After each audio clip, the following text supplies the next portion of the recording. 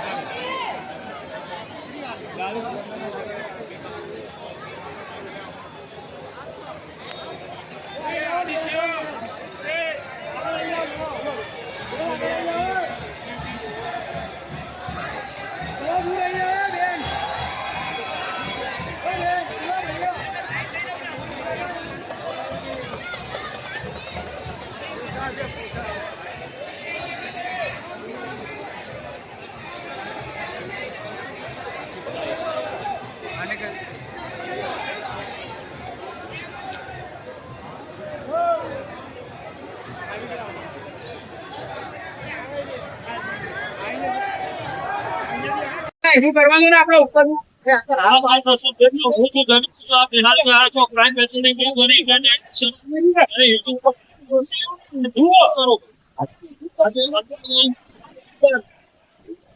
શિવરાત્રી નિમિત્તે